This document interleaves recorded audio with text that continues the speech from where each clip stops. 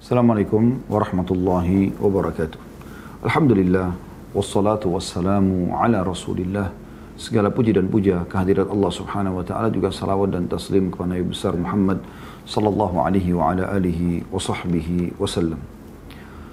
Saudaraku seiman, di awal pembukaan kita berdoa kepada Allah subhanahu wa ta'ala. Semoga Allah ikhlaskan niat kita dalam majelis ilmu ini, sehingga bisa menjadi tambahan pahala kita, insya Allah, yang kita panen pada hari kiamat nanti, dan menjadi ilmu bermanfaat yang kita butuhkan selama kehidupan di dunia ini.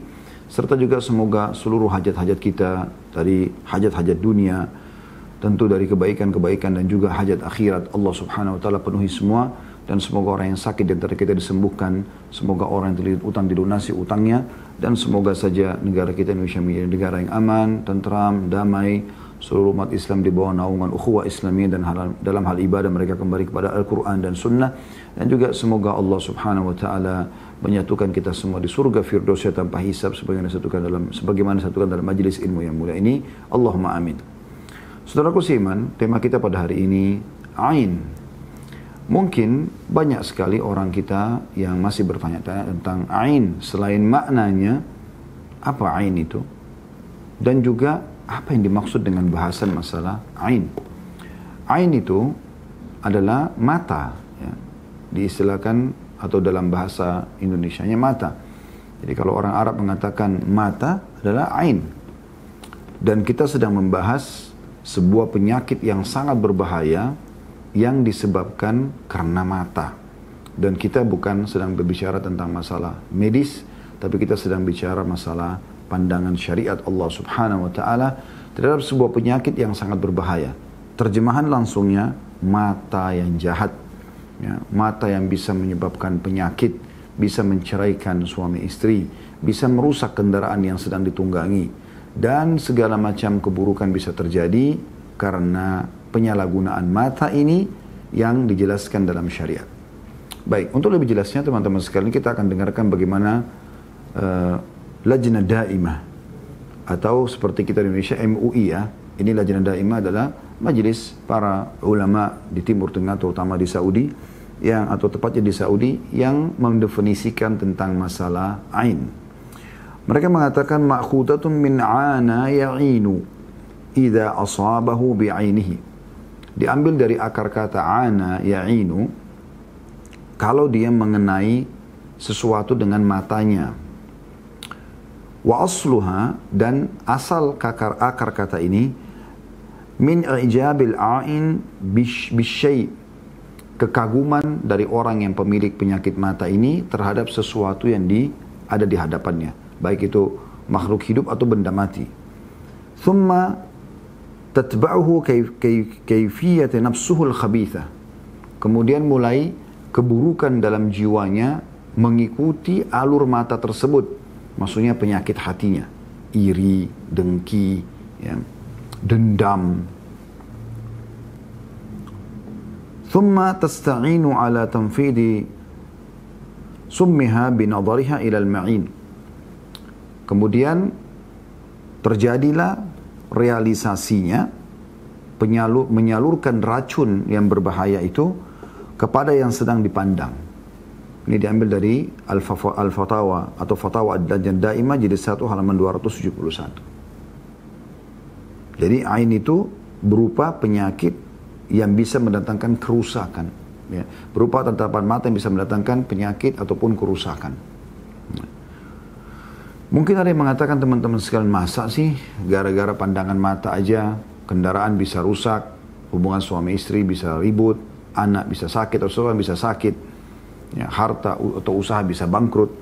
Maka kami akan menjawab dengan dalil. Dengarkan bagaimana manusia terbaik umat ini, Nabi besar Muhammad sallallahu alaihi wasallam, memperingatkan kepada kita dari 1400 tahun yang lalu. Perhatikan baik-baik. Hadis yang pertama diriwayatkan oleh Imam Muslim nomor 2018, yang berbunyi, kata beliau, al-ainu haqq walau kana syai'un sabaqal qadar sabaqathul ain.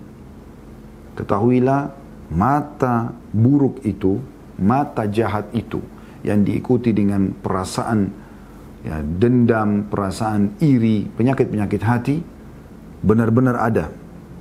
Dan andai saja ada sesuatu yang bisa mendahului takdir, maka ain yang akan bisa melalui takdir itu. Bayangkan, dia bisa kalau bisa mendahului takdir, tapi kan tidak mungkin karena takdir mendahului segala satunya. Tapi kalau ada yang bisa mendahului takdir, maka ain lah. Maksudnya ibarat atau bahasa ini kiasan tentang bagaimana cepatnya efek penyakit ain itu. Ya. Dan riwayat yang lain, riwayat Imam Muslim nomor 2195, Aisyah radhiyallahu anha berkata, karena Rasulullah SAW ya'muruni an astarqiya minal ain. Rasulullah SAW memerintahkanku agar diruqyah untuk sembuh dari penyakit ain. Ya, penyakit ain. Jadi biasanya karena orang itu cantik, ya, mungkin tidak umum, ya, gagah tidak umum, pintar tidak umum, ya, artinya betul-betul dia punya kelebihan yang luar biasa gitu, kaya, ya, apalah segala macam kelebihan-kelebihan. Ini sangat rentan sekali kalau bertemu dengan orang yang punya penyakit ain. Dasarnya dia iri. Kenapa orang ini lebih tampan? Kenapa orang ini lebih cantik? Kenapa orang ini lebih pintar? Kenapa orang ini lebih kaya? Kenapa orang ini lebih sukses? Nah, seperti itu. Jadi bisa mengundang ain. Oleh karena itu teman-teman sekalian, sebelum saya lanjutkan dalil selanjutnya, saya sangat menyarankan, jangan pernah mengekspos kemesraan di depan umum, di mall, di jalan, selain memang melanggar agama, juga sangat rentan dengan ain. Di medsos, berapa banyak orang yang mengangkat kemesraannya di medsos. Peluk-pelukan suami istri, jalan-jalan ke sana sini, dia nggak sadar. Ya. Ternyata dengan itu bisa saja dia kena ain. Ya. Ini kita masih di awal pembukaan. Anda ikutin terus, Anda akan tahu nanti lebih jauh tentang ain. Kita masih baru di dalilnya. Tapi ini saya ingatkan dari awal, hati-hati. Karena di orang kita ini, ya, di Indonesia, untuk expose, ya, kelebihan yang ada ini luar biasa gitu. Dimanapun selfie, dimanapun foto, update status, ya, luar biasa gitu. Sampai kalau satu hari dia datang ke 10 tempat itu semua orang tahu dia di mana. Nah, ini berbahaya. Dia pergi makan di tempat yang enak, dia pergi jalan sama temannya si fulan, dia bermesraan sama si fulan, dia transaksi bisnis sama si fulan dan seterusnya. Ini berbahaya sekali.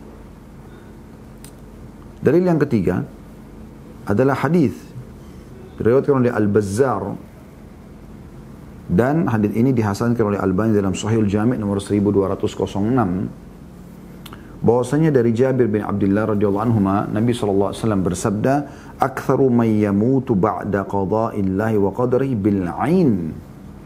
Mayoritas yang menyebabkan kematian bagi umatku, umat Islam di sini ditekankan, adalah setelah takdir Allah adalah ain. Saya ulangi lagi, hadis ini luar biasa, hadis yang hasan, bisa diterima. Kata Nabi SAW, mayoritas umatku meninggal, ya, setelah takdir Allah adalah ain. Bayangkan, ini luar biasa gitu.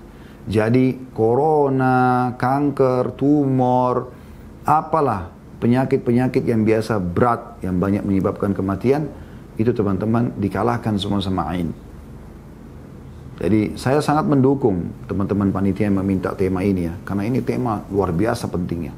Ternyata ada satu hal yang menyebabkan banyak permasalahan dalam hidup kita tapi kita tidak sadari.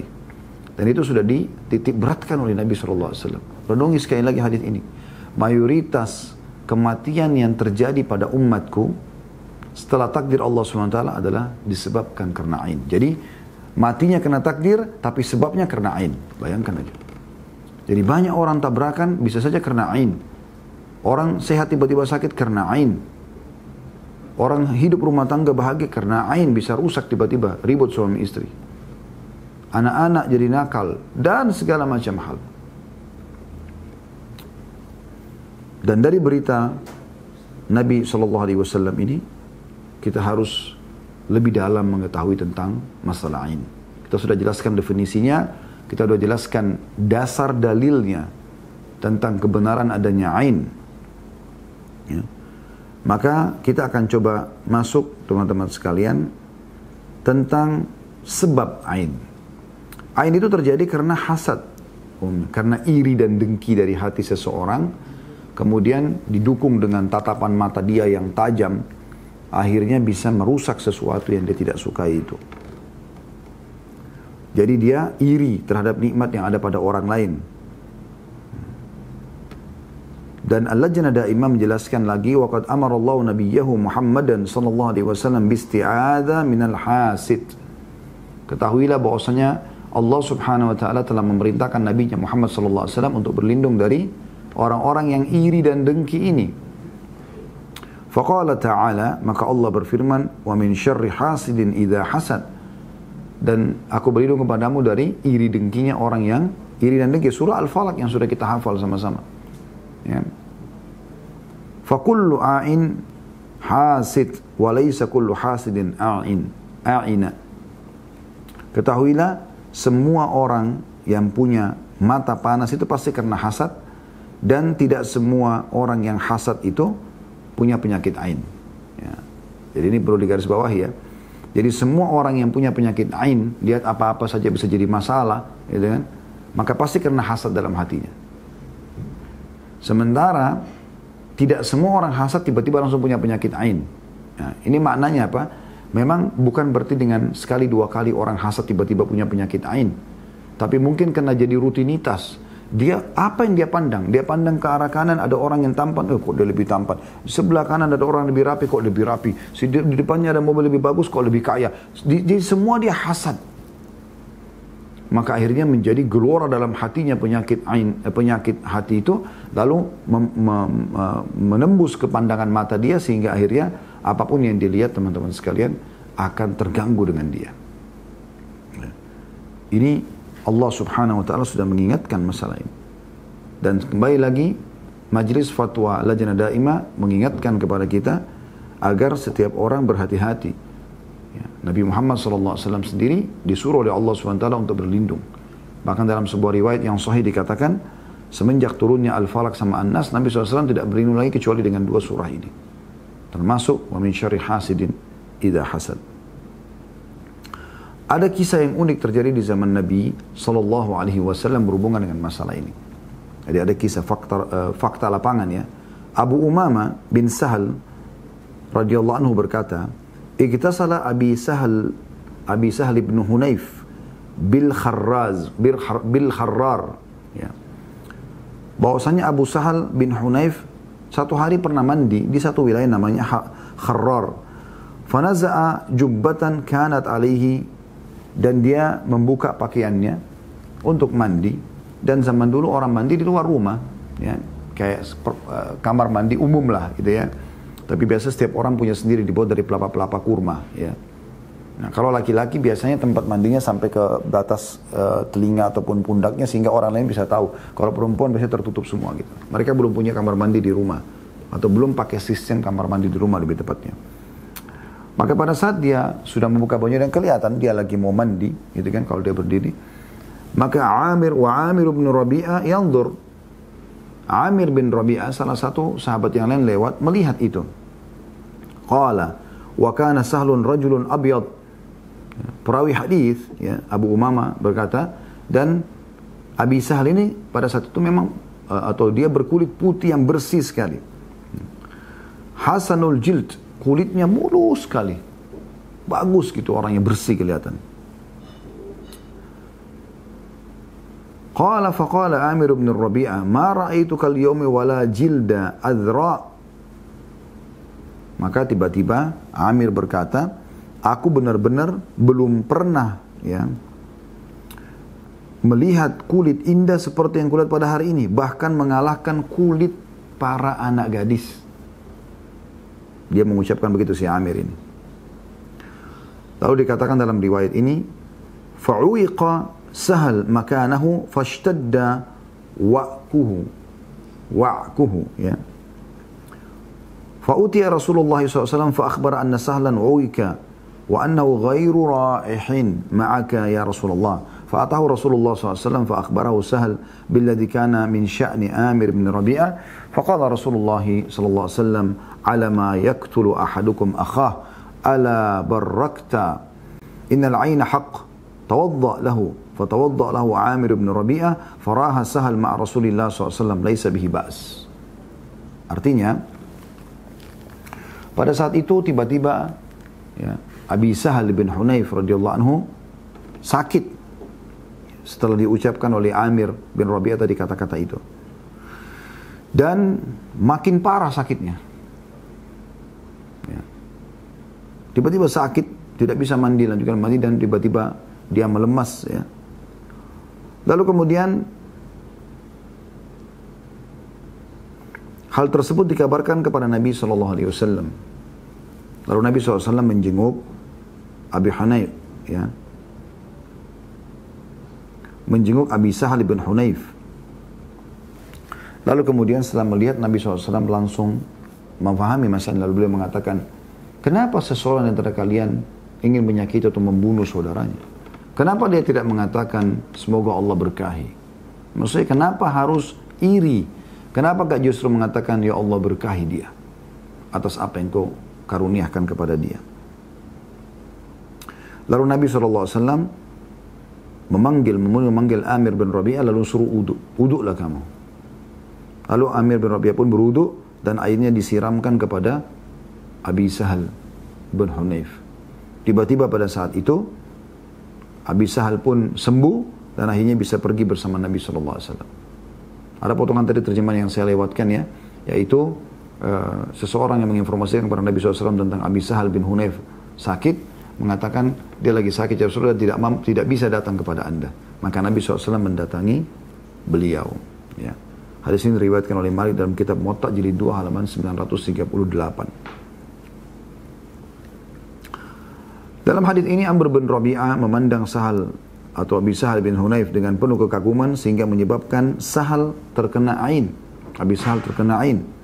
Ibnu Qayyim rahimahullah menanggapi mengatakan, wa idza kana al-a'in yakhsha darar 'ainuhu wa isabatha lil ma'in falyadfa syarraha biqauli Allahumma barik alaihi. Nah, di sini kita sudah masuk ke masalah bagaimana caranya supaya kita enggak kenakan ain kepada orang, dan bagaimana caranya kita juga tidak kena ain.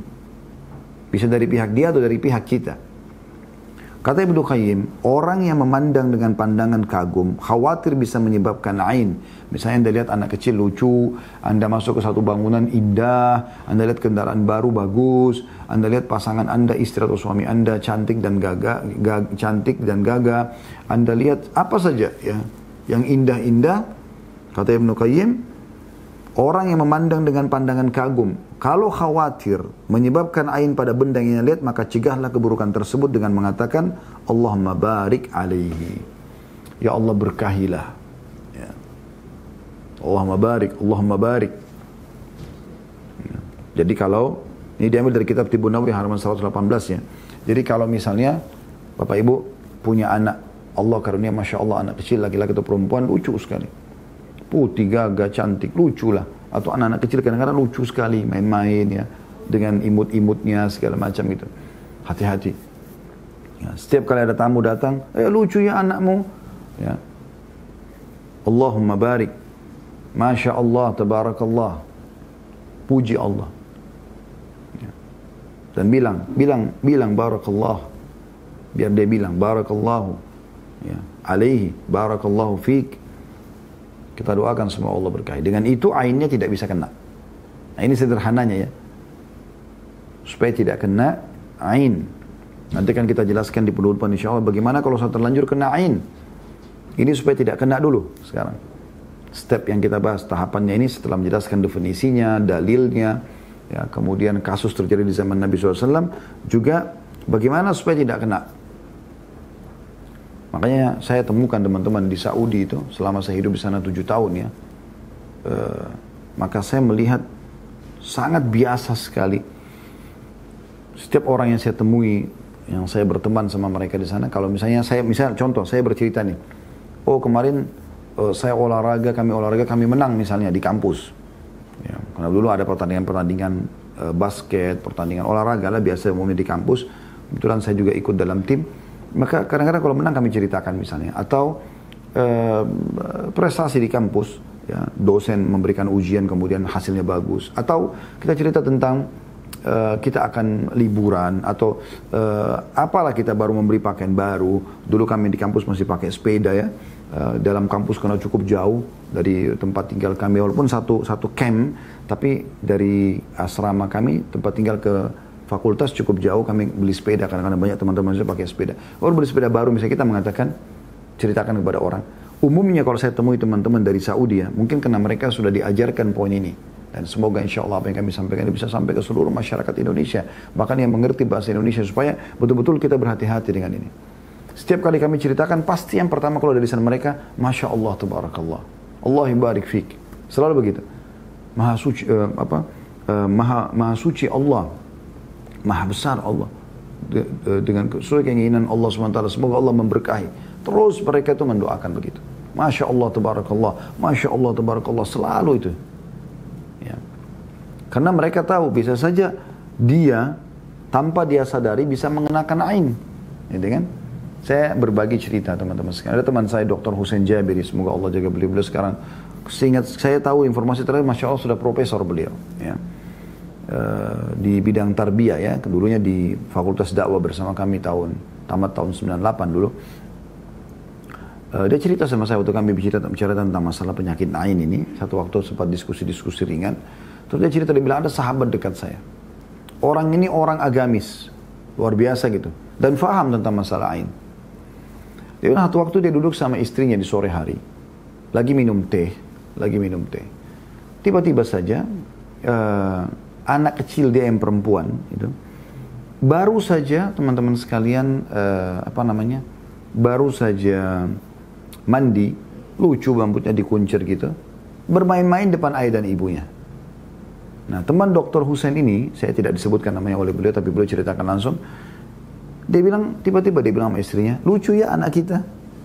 Ayahnya yang bilang kepada anaknya, bayangkan si ayah pada anak. Artinya sangat jauh lah ayah mau iri sama anaknya ya, atau dengki gitu loh.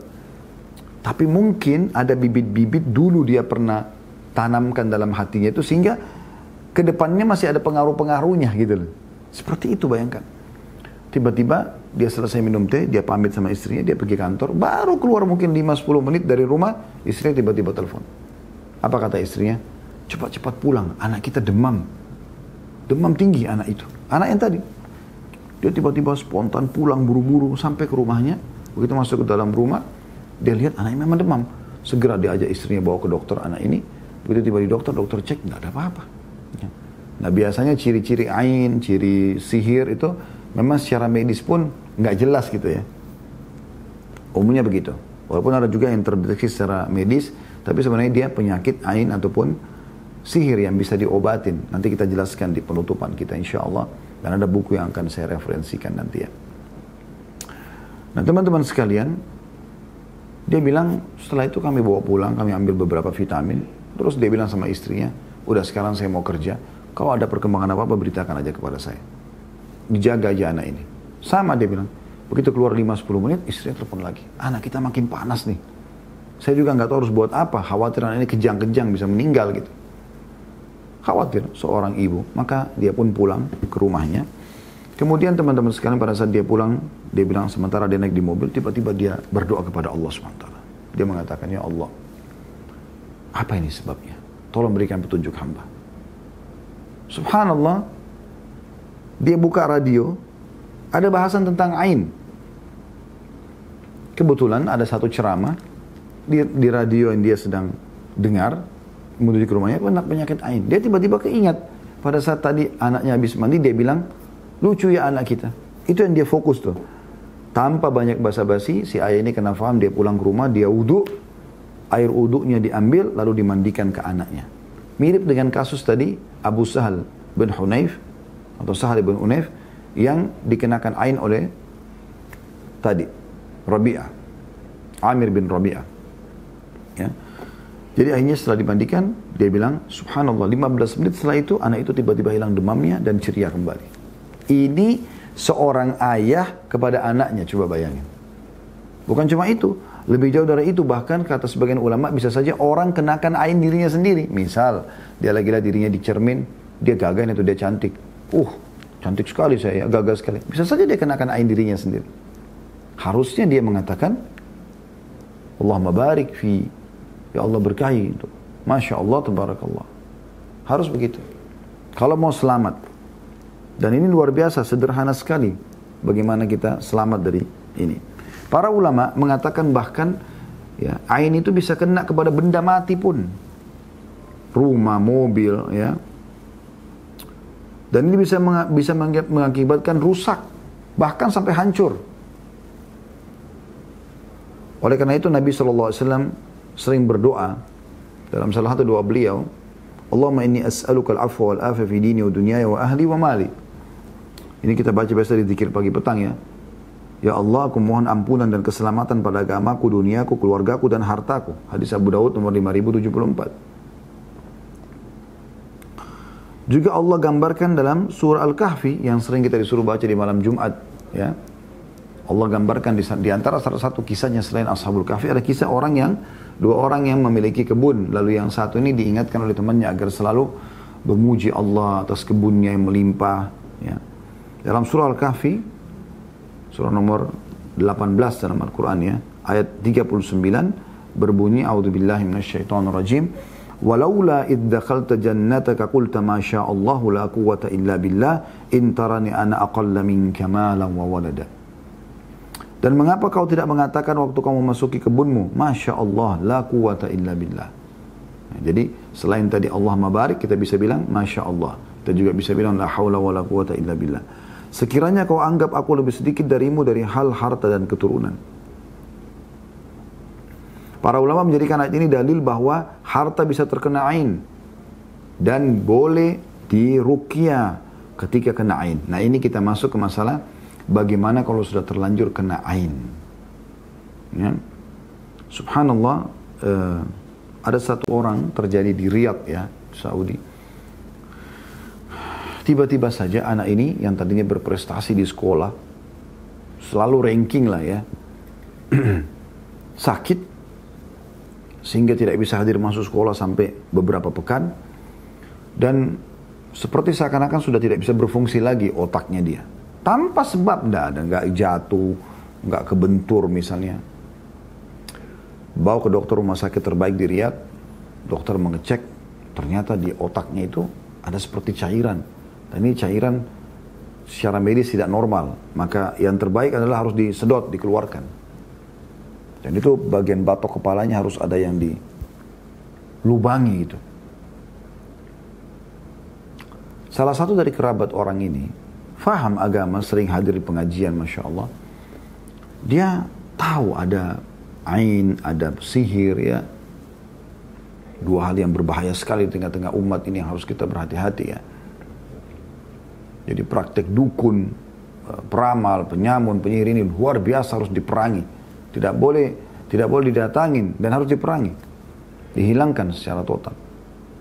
Sampai Umar bin Khattab radhiyallahu anhu menyuruh menyembelih, bukan maksudnya dihukum mati. Dipenggal lehernya para penyihir, laki-laki dan perempuan. Beliau mengirim surat kepada gubernurnya, Bajala bin Abda rahimahullah. Itu di akhir 1 tahun sebelum beliau meninggal, di tahun 22 Hijriah. Beliau meninggal tahun 23 Hijriah. Ini saking bahayanya. Tentu kita tidak bicara masalah ainnya, penyakit ain, pelakunya bukan dihukum mati tapi penyihir. Tapi ini biasa, dua ini kayak saling berdekatan gitu ya. Karena orang kalau sudah punya ain, penyakit yang mata panas ini, tambah lagi dia ke dukun, melakukan sihir, itu makin jadi-jadi, wa na'udzubillah keburukannya. Yang jelas teman-teman sekalian, pada saat itu, salah satu kerabat ini pergi ke salah satu syekh. Kalau kita ustadz atau kiai lah di Indonesia ya. Lalu bertanya, bagaimana nih? Maka kata syekhnya, coba cari tahu, ada nggak kerabat dia yang tidak suka sama anak ini? Mungkin secara fisik, mungkin secara prestasi.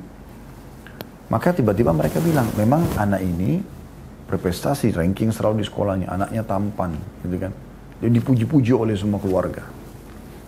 Kata syekhnya, ada nggak di antara kerabat yang tidak suka? Maka mereka tiba-tiba mengatakan, memang ada satu tantenya yang punya juga anak yang selalu bersaing sama anak ini gitu. Jadi bersaing secara fisik, bersaing secara prestasi di sekolah gitu ya. Maka kata Syekh, coba cek ke tantenya itu. Diceklah, diceritakanlah pada tantenya ini. Kemudian tantenya alhamdulillah bisa terima. Dan mereka mohon supaya tantenya memberikan air wuduknya pada saat diambil. Karena orang ini sudah mau dieksekusi di rumah sakit besoknya. Lalu tiba-tiba diguyurkan di badannya, dimandikan air wuduk tantenya. Subhanallah, beberapa waktu setelah itu, dicek kembali oleh dokter, mereka minta dokter cek kembali, tidak ada cairan tersebut. Dan orang ini tiba-tiba kembali normal. Ini kisah nyata teman-teman sekalian. Walaupun tidak ada kisah ini, kita sudah dengarkan tadi bagaimana baginda Nabi SAW menyampaikan orang yang paling jujur di kalangan seluruh manusia dan utusan Allah Subhanahu Wa Taala.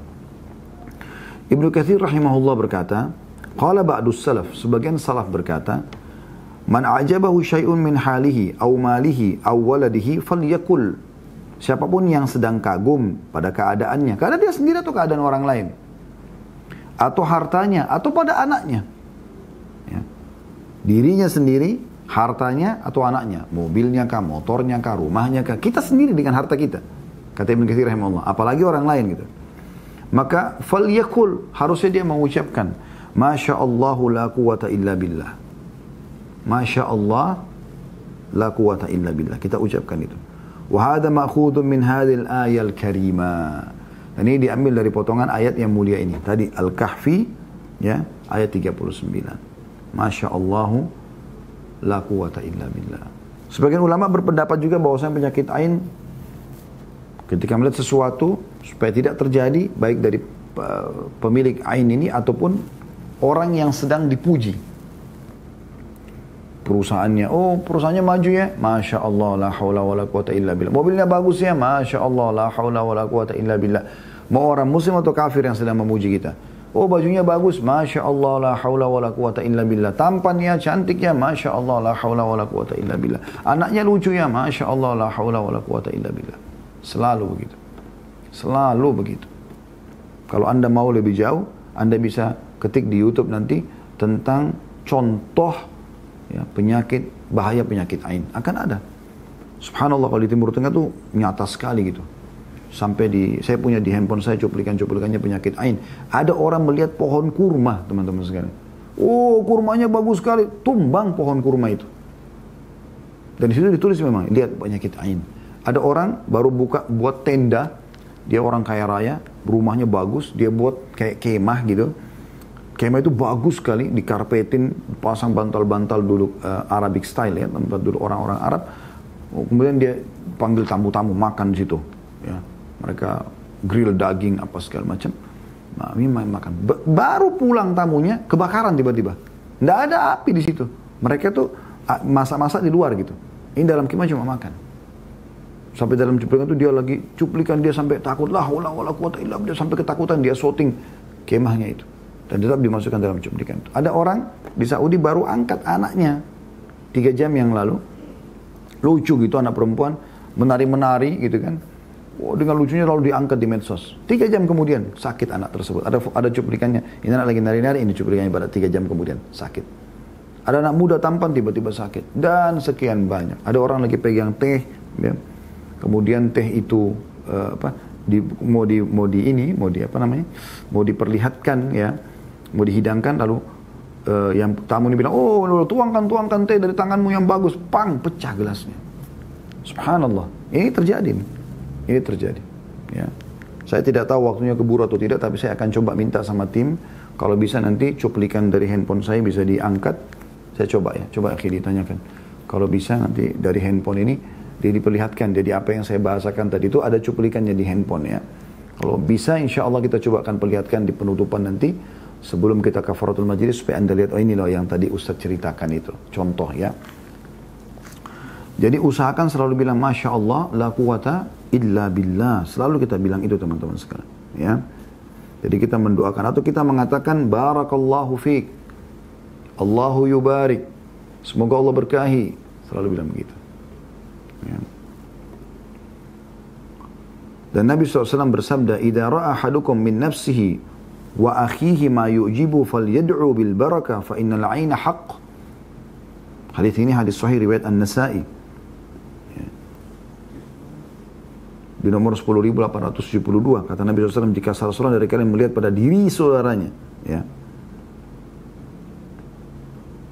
Jadi pada dirinya atau diri saudaranya. Kalau seseorang melihat apa yang membuat dia kagum pada dirinya dan diri saudaranya, maka harusnya dia mendoakan keberkahan. Karena ain itu benar-benar ada. Ada. Dan jauh sebelumnya teman-teman, hilangkan dari hati kita semua penyakit iri, dengki. Ada orang begitu, subhanallah. Tetangganya beli AC, dia yang kedinginan. Tetangganya beli kulkas, dia yang kedinginan. Tetangganya beli mobil, dia yang kepanasan. Wah, luar biasa gitu. Sampai kalau tetangga mundur sedikit saja, ya, kepencet klaksonnya, wah apa tuh ribut-ribut. Tabrak pagar, wah langsung aja dia, ya, syukurin tuh. Siapa suruh pakai mobil baru? Loh, subhanallah.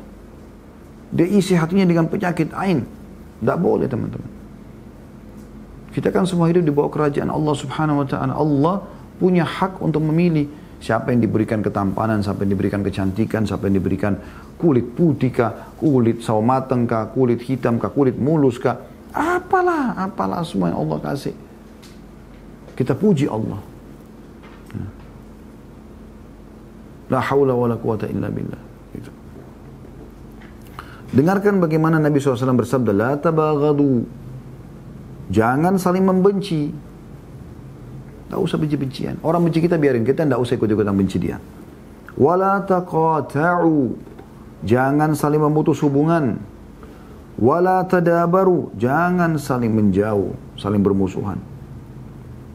Wala tahasadu. Jangan saling iri. Nggak boleh iri. Ya. Wa kunu ibadallahi ikhwana. Dan jadikanlah dari kalian hamba-hamba Allah yang bersaudara. Hadis riwayat Bukhari nomor 6076 dan juga Muslim 2559. Nah, jadi diingatkan benar-benar nih. Tidak boleh hasad. Nggak boleh teman-teman sekalian. Iri, dengki dengan orang. Ada perbedaan tipis antara iri yang haram dengan ada atau cemburu di sini juga bisa ya, atau iri yang sifatnya dibolehkan tetapi tidak boleh diikuti dengan mirip dengan iri yang ini. Saya kasih contoh. Kalau iri yang diharamkan yang kata Nabi SAW, hati-hati dengan hasad karena dia membakar pahala sebagaimana api membakar kayu bakar gitu kan. Ini adalah kalau anda iri melihat orang punya kelebihan lalu anda berharap hilang dari dia. Supaya dia jadi jelek, supaya dia jadi miskin, supaya dia jadi rusak kendaraannya, supaya rusak rumahnya, supaya rusak hubungannya suami istri. Itu haram hukumnya dan ini bisa menyebabkan penyakit ain. Ya. Ada satu celah, kalau anda lihat, lalu bagaimana Ustaz kalau kita lihat kelebihan orang, kita juga ini tertarik nih, pengen gitu. Ini namanya ghibtah. Kata Nabi SAW, la hasada illa fitnatain. Tidak boleh orang iri, kecuali pada dua golongan ini. Seseorang yang Allah karunia ilmu, dalam riwayat Al-Quran, lalu dia sibuk menghabiskannya di jalan Allah. Siang dan malam dia baca terus Al-Quran. Dia punya ilmu, dia ajarkan terus. Nah kita merasa iri, irinya begini. Ya Allah, berikan aku seperti engkau berikan dia juga. Tapi tidak berharap orangnya jadi bodoh. Gitu ya. Itu bedanya, itu tipisnya di situ. Dan yang kedua adalah orang yang Allah karunia harta dan sibuk menghabiskan hartanya di jalan Allah. Bersedekah terus. Nah ini kita iri. Kenapa dia bisa ya, ada punya harta, teman dia sibuk bersedekah. Ya saya juga, ya Allah karuniakan saya. Tapi tidak berharap dia jadi miskin. Kita selalu mengatakan, Masya Allah, ya Allah tambahi buat dia, tambahkan buat dia. Dan berikan juga kepada saya seperti dia. Nah begitu, itu boleh. Tapi kalau anda, oh nih, kaya ya, matanya melotot. Bibirnya jadi doera, apalah segala macam. Kan ini aneh ya. Nah ini yang bisa bahaya, menjadikan penyakit ain. Dan bisa ini dosa ya. Bukan cuma sekedar penyakit ain. Hasad itu dosa. Bahkan Allah menekankan dalam surah An-Nisa ayat 32 teman-teman, suami istri aja nggak boleh saling iri. Bayangkan, nggak boleh istri bilang, kok suami saya boleh kerja tuh, saya perempuan kok nggak boleh kerja. Kok kenapa saya harus tutup kepala, suami saya tidak? Itu aja nggak boleh, karena Allah memang sudah perintahkan begitu, masing-masing dibedakan. Nggak boleh juga suami bilang, enak bener nih istri saya cuma di rumah, enak bener di bawah AC, di bawah kipas angin, di bawah rumah tinggal urus anak, makan, minum, tidur, sholat, udah selesai masuk surga. Perhatikan Allah katakan surah Nisa ayat 32. A'udzu billahi minasyaitonir rajim. Wala tatamannaw ma faddalallahu bihi ba'dakum ala ba'd. Lirijali nasibun mimma iktasabu wa linisai nasibun mimma iktasaban wa sallallahu min fadlih innallaha kana bikulli syai'in alima.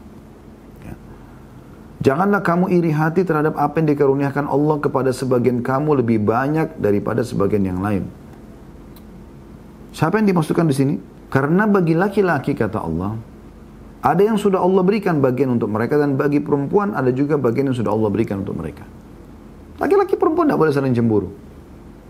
Suami istri tidak boleh. Dan mohonlah kepada Allah sebagian dari karunia-Nya, sungguhnya Allah Maha mengetahui segala sesuatu. Jadi misalnya tadi saya bilang kalau ada orang pintar, ada orang punya kelebihan apa, kita minta kepada Allah hal yang sama. Selama tidak melanggar sunnatullah, gitu kan. Tidak mungkin kita minta, ya Allah, saya mau mukanya seperti si fulan karena dia tampan. Kan nggak mungkin. Tapi kita minta juga Allah berikan ketampanan. Bisa. Allah bisa memberikan sesuatu yang orang lihat, oh iya tampan, orang lihat itu cantik. Tapi nggak mungkin muka kita diubah jadi muka dia, kan nggak mungkin. Kan gitu. Jadi kita masih bisa minta kepada Allah, tapi tidak berharap hilang dari Dia. Kapan Anda masuk ke celah berharap hilang dari Dia, ini membuka pintu dosa dan juga membuka pintu ain. Bisa jadi bahaya, mata Anda ini bisa panas gitu. Ya.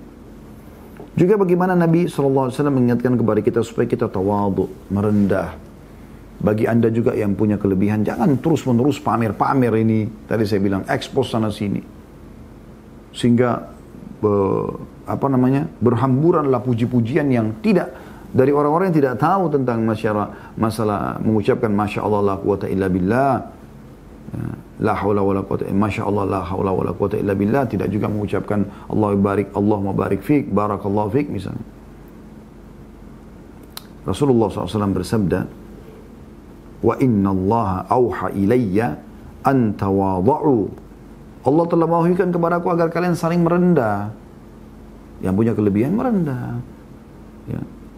Kalau kita merendah di depan orang-orang, maksudnya merendah ini bukan menghinakan diri ya, tapi tidak menunjukkan dengan kesombongan sehingga orang jadi iri dengan kita, tidak. Kita malah merendah, kita berteman sama mereka, kita jalan, kita makan sama-sama, biasa aja gitu. Hatta la yafkhara ahadun ala ahad, agar tidak ada orang sombong terhadap orang yang lain. Wala yabghi ahadun ala ahad, dan tidak ada orang yang berbuat kezaliman terhadap orang lain. Ya. Ini penting teman-teman sekalian. Digaris bawahi. Ya. Juga yang perlu digaris bawahi teman-teman sekalian, jangan lupa selalu berzikir. Berzikir kepada Allah Subhanahu wa taala, zikir pagi petang, doa keluar rumah, ya. Doa masuk rumah, doa pada saat mau makan, doa habis makan, berdoa terus. Dan ingat selalu ini, selalu Masya Allah, la haula wa la quwata illa billah. Ingat itu, Masya Allah, la haula wa la quwata illa billah. Atau bilang, Allahumma barik li, untukku, Allahumma barik lahu, Allahumma barik fihi. Nah, ini semua bisa kita ucapkan. Ya, dan ini zikir luar biasa gitu. Begitu juga, ya, kalau kita bicara tentang masalah pengobatan penyakit ain ini, maka bisa beberapa hal yang dilakukan. Cara yang paling efektif kalau kita tahu orangnya siapa, sebagaimana tadi saya bilang, kita bisa minta air wudunya, ya, kemudian kita siramkan, mandikan airnya. Nah, itu sudah kita jelaskan tadi hadisnya, ya. Dan ada hadis yang riwayat Muslim nomor 2188, ya, yang berbunyi kata Nabi SAW, al-ainu haq walau kana syai'un sabaqal qadr la sabaqathul ain wa in istagsaltum fagsilu. Kata Nabi SAW, ain itu benar adanya. Hati-hati, karena mayoritas umat ini meninggal gara-gara itu. Dalam riwayat lain, ain bisa membuat orang mati dan bisa membuat unta masuk ke kuali kecil, tapi unta bisa masuk di situ. Itu beratnya masalah ain itu. Ain itu benar adanya. Andai ada perkara yang bisa mendahului takdir, maka itu adalah ain. Lalu kata Nabi SAW, gunakanlah air mandi untuk memandikan orang yang terkena ain. Atau terjemahan lebih tepatnya adalah, kalau kalian diminta untuk mandi, ya, mandilah, berikan airnya kepada orang. Ya. Saya kadang-kadang perhatikan di rumah teman-teman, kalau misalnya kami punya anak-anak kecil lucu, misalnya tiba-tiba sakit tanpa sebab, maka saya langsung bilang sama istri, bukan cuma istri saya, beberapa teman-teman yang membantu di rumah, ya, mbak-mbak di rumah, ayo kita wudhu, coba kita mandikan anak ini. Alhamdulillah pernah terjadi dan alhamdulillah hilang gitu. Karena kita tidak tahu siapa Siapa yang mengenakan ain kan gitu. Nah ini contoh. Kalau di Saudi itu udah biasa teman-teman ya, di rumah mereka pasang kaligrafi, Masya Allah, Tabarakallah. Begitu kita masuk pintu, tulisannya itu. Di mobil mereka kaligrafi, Masya Allah, Tabarakallah. Jadi mereka selalu itu. Ya. Jadi bisa mandi dari bekas air mandi ya. Jadi dia mandi, air mandinya ditampung, disiramkan. Ini yang hadis riwayat Muslim tadi. Yang kedua bisa juga dengan air wudu. Wudunya dia, sebagaimana tadi kasusnya Amir, ya. Amir bin Rabi'ah yang iri dengan atau kepada Sahal atau Abi Sahal bin Hunayf radhiyallahu anhu ajma'in. Maka dalam riwayat pada saat Nabi SAW memerintahkan kepada Amir bin Rabi'ah untuk berwudu, dikatakan fa'amara Amiran an yatawadda. Maka Nabi SAW perintahkan Amir untuk berwudu. Faghasala wajhahu wa yadayhi ilal mirfaqain. Maka dia mencuci wajahnya dan juga tangannya sampai sikunya. Wa rukbatayhi wa dakhilata izarihi wa amaru an yusubbu alaihi. Ya, kemudian dia pun membasuh kedua lututnya dan bagian dalam sarungnya. Ya. Maksudnya membuduklah seperti untuk biasa membasuh dari lutut sampai ke bawah telapak kaki. Ya, lalu Nabi SAW memerintahkan untuk menyiramkan kepada Sahal. Hadis riwayat An-Nasai nomor 7617 dan juga Ibnu Majah nomor 3509 dan juga Ahmad 15980. Ya, ini disahihkan oleh Syekh Albani. Kemudian Aisyah juga berkata, kana yu'marul a'in fayatawadda thumma yaktasilu minhul ma'in. Dahulu orang yang menjadi penyebab ain diperintahkan untuk berwudu, lalu yang terkena ain mandi dari sisa air wudu orang tersebut. Riwayat Abu Daud nomor 3885 dan disahihkan oleh Syaiban. Ini sudah saya jelaskan juga tadi ya, contoh temannya atau sahabat, orang kenalan daripada sahabat saya, Dr. Husain Al-Jabir, dan cukup banyak penjelasan tadi saya rasa cukup gamblang apa yang kami sampaikan. Semoga Allah selamatkan kita dari penyakit ain ini. Kemudian juga selain daripada dua hal itu, kalau ada yang bertanya, lalu bagaimana solusinya kalau kami tidak tahu siapa pelakunya? Bagaimana minta air mandinya, air wudunya? Maka solusi yang ketiga adalah ruqyah syar'iyyah. Ruqyah syar'iyyah saya janjikan tadi, teman-teman, ruqyah syar'iyyah. Dan ada dua buku yang saya lihat cukup bagus. Ini bukan tulisan kami tentunya. Ini yang satu tulisan Sa'id ibn Wahab Al-Qahtani. Dan ini beliau bukunya, saya juga bedah ya, kumpulan doa sesuai dengan Al-Quran dan Sunnah. Ada di sini akhi yang biru, yang kecil itu. Tolong diambilkan. Ini buku mungkin cuman 10.000 atau 15.000 ya, harganya. Anda juga bisa dapatkan buku ini di Ajwad Store ya. Nah, ini buku yang kami bedah setiap hari Senin sore. Sebentar sore ya, ada pembedahan tentang buku ini 132 doa. Ini juga kami terbitkan buku ini. Dan buku ini buku penulis yang sama. Di sini lebih lengkap, ada 132 doa. Ini khusus masalah ruqyah saja. Ya, bagaimana sebelum kena sihir, bagaimana sudah kena sihir, bagaimana sebelum kena ain, bagaimana setelah kena ain. Ya. Ini buku teman-teman beli sebanyak mungkin dan sebarluaskan. Ya, sayang sekali kalau tidak disebarluaskan. Anda kalau bertamu ke rumah orang, berapa sih harganya? 10.000, 15.000 rupiah. Anda beli 100 buku pun cuman 1 juta atau 1,5 juta. Nah, anggaplah dari 100 orang yang Anda bagi-bagikan, Anda mampir ke rumah kerabat, Anda mampir ke masjid, ya mana saja, Anda taruh saja. Maka itu sudah luar biasa, akan membantu mungkin di antara 100 orang ada orang yang sembuh dari situ ya. Kemudian ada buku juga yang ditulis oleh Abdullah bin Abdul Aziz Al-Idan, Ruqyah, mengobati jasmani dan rohani menurut Al-Quran dan Sunnah. Kalau ini lebih detail tentang masalah dalil-dalilnya. Ini mungkin saya juga pernah bedah ini di YouTube, Anda temukan insya Allah ada ruqyah syariah sekitar 3 jam. Waktu itu di Amerika saya bedah buku ini. Dan di sini beliau tekankan sekali tentang masalah kalau ruqyah itu tidak harus kena ain dan sihir saja. Tapi semua penyakit boleh ruqyah syariah. Bahkan saran kami, saya ulangi lagi, saran kami teman-teman sekalian, Anda coba ruqyah syariah. Anda coba ruqyah syariah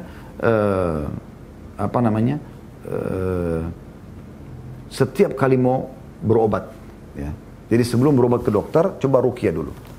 Mungkin subhanallah dengan ruqyah Anda sudah sembuh. Saya sering kali rasakan kadang-kadang sakit kepala, sakit perut ya. Kadang-kadang istri atau anak saya juga mengeluh, saya ruqyah saja.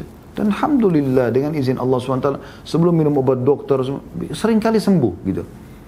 Bahkan Ibnu Qayyim rahimahullah pernah mengatakan, saya pun pernah merasa sakit perut yang luar biasa, lalu kemudian saya mengambil zam-zam, lalu kemudian saya bacakan Al-Fatihah, lalu kemudian saya tiupkan dan saya minum air tersebut dengan niat ruqyah, maka sembuh. Gitu.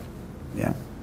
Nah, ruqyah syariah ini banyak dalilnya, di antaranya hadis Asma binti Umais radhiyallahu anha, beliau berkata, ya Rasulullah, inna bani Ja'far tusibahum al-ain, bahwasanya suku Ja'far terkena penyakit ain. Afa nastarqi lahum, boleh enggak kami meruqyah mereka? Qala na'am. Nabi SAW mengatakan iya. Falau kana syai'un sabaqal qadar la sabaqathul ain. Kalau seandainya ada yang bisa mendahului takdir, maka ain lah itu. Hadis ini hadis sahih riwayat Ibnu Majah di nomor 3510 dan juga Tirmidzi nomor 2059 dan disahihkan oleh Syekh Albani. Anda bisa membaca doa-doa ruqyah, ya, misalnya Anda membaca Al-Fatihah, Anda membaca Al-Ikhlas, Al-Falaq, An-Nas, Al-Kafirun, ya. Kemudian Anda baca juga ayat kursi, lalu Anda tiup ke telapak tangan, lalu Anda usap. Misalnya perut yang sering kejang, sakit, dada yang sering sesak nafas, tenggorokan yang terus sakit, sembuh sakit lagi, telinga yang sering berdenging, tidak tahu sebabnya, mata yang buram tiba-tiba, kepala yang sering sakit, bacain aja. Baca terus sampai berdoa kepada Allah, lalu usapkan. Di antara doa yang Nabi SAW ajarkan adalah bagaimana Jibril AS meruqyah Nabi SAW dengan doa ini. Bismillahi yubrik wa min kulli da'in yashfik wa min syarri hasidin idha hasad wa syarra atau wa syarri kulli dhi'ain wa syarri kulli dhi'ain. Artinya Bismillahi yubrik, dengan nama Allah semoga, atau dengan nama Allah yang menyembuhkanmu, ya. Atau dengan nama Allah kau bisa sembuh. Wa min kulli da'in yashfik, dan akan menyembuhkan kau dari semua penyakit. Wa min syarri hasidin idza hasad, dan dari irinya orang, dari orang iri. Bayangkan yang dikhususkan doa ini. Wa min syarri kulli dhi ain, dan dari keburukan semua orang yang punya penyakit ain. Ya, ini kita baca hadis ini riwayat Muslim nomor 2185. Jadi doanya Bismillah yubrik, semoga dengan nama Allah engkau sembuh. Wa min kulli da'in yashfik, dan engkau sembuh dari semua penyakit. Wa min syarri hasidin idza hasad, dan dari irinya orang yang iri. Wa min syarri kulli dhi ain, dan dari keburukan mata orang yang ya hasad, mata orang yang hasad, ya. Baik teman-teman sekalian, saya akan coba cari cuplikan tadi yang saya janjikan. Saya akan coba kirim ke teman-teman tim dulu. Semoga Allah mudahkan ini cuplikannya. Ini tersimpan di memori tanggal 29 Mei 2017, Masya Allah. Ini dengan mudah sebenarnya diamalkan. Kalau Anda mau lengkap, Anda bisa memiliki buku tadi yang saya beri referensi, atau misalnya Anda ketik di Google kalau lebih simpel. Doa-doa ruqyah. Di YouTube Anda kalau mau dengar langsung doa-doa ruqyah. Anda bisa obatin segala macam hal dengan ruqyah syariah ini. Tapi yang paling mendasar, Anda boleh ruqyah syariah dengan cara, teman-teman sekalian, tadi baca ayat-ayat yang saya katakan, tiupkan ke telapak tangan, usap ke tubuh. Ya. Bisa juga Anda baca doa-doa yang sama atau ayat-ayat yang sama, Anda tiupkan ke madu, ke air minum, ya. Anda konsumsi, ya, konsumsi. Dan saya bahkan sudah menyarankan ke jamaah saya, setiap kali Anda mau taruh air galon di dispenser, Anda ruqyah dulu. Baca sederhana, Al-Fatihah, kemudian Al-Kafiru, ayat kursi, Al-Kafirun, kemudian Al-Kafirun, Al-Ikhlas, Qul Ahad, Al-Falaq, Qul A'udzu Birabbil Falaq, dan An-Nas, Qul A'udzu Bin-Nas. Anda baca ini 3 kali masing-masing, Anda tiup dengan sedikit ada ludah, ya, ke air galon, Anda sekeluarga bisa minum.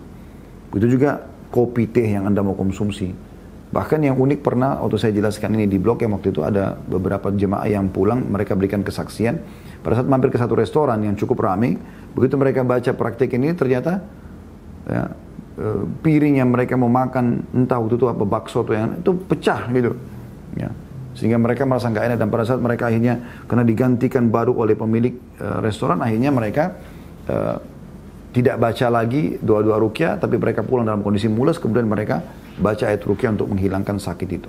Ini contoh saja gitu. Karena banyak juga teman-teman sekalian, orang-orang kita di Indonesia ini bukan cuma sekedar ain, tapi karena kita sedang bahas ain ya. Kalau kita bahas sihir lebih panjang lagi. Tapi ada juga banyak orang-orang kita yang pakai pelaris di restorannya, wa na'udzubillah, ya mereka karena kurangnya keimanan dan ilmunya sehingga mereka salah gunakan ini. Mereka salah gunakan ini tidak boleh semestinya ya, tapi itu terjadi. Allahu a'lam. Sudah bisa diputar oleh teman-teman atau belum?